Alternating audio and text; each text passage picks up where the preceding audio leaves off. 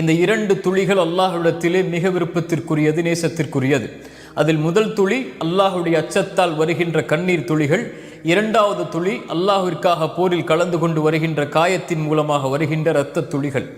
இதில் முதலாவது தன்மைதான் நாம் பார்க்க இருப்பது. யார் அல்லாஹ்வின் அச்சத்தால் அழுகின்ற கண்ணீர் துளிகளை வைத்திருக்கின்றார்களோ அவர்களை அல்லாஹ் நேசிக்கிறான். சுப்ஹானல்லாஹ்.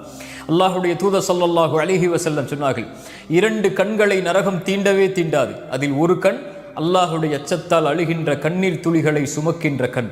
அல்லாஹுடைய தூதர் ஸல்லல்லாஹு அலைஹி வஸல்லம் மேலும் சொன்னார்கள், அல்லாஹ் நரகத்தை தடை செய்கிறான் அல்லாஹ்வின் அச்சத்தால் அழுகின்ற கண்ணீர் துளிகளை சுமக்கின்ற கண்களை உடையவர்களை.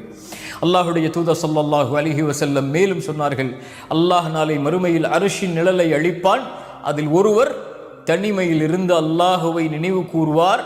அல்லாஹுவை நினைவு கூறும் காரணத்தால் அவருடைய கண்கள் கண்ணீரை ஒடிக்கும். இந்த நபருக்கு அல்லாஹ் நாளை மறுமையில் அர்ஷின் நிழலை அளிப்பான் என்று அல்லாஹுடைய தூதர் ஸல்லல்லாஹு அலைஹி வஸல்லம் அவர்கள் சொன்னார்கள்.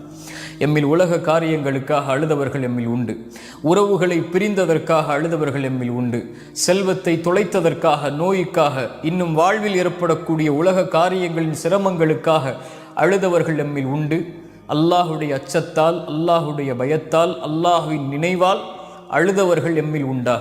என் வாழ்வில், உங்களுடைய வாழ்வில் இந்த கேள்வியை கேளுங்கள். எம்முடைய கடை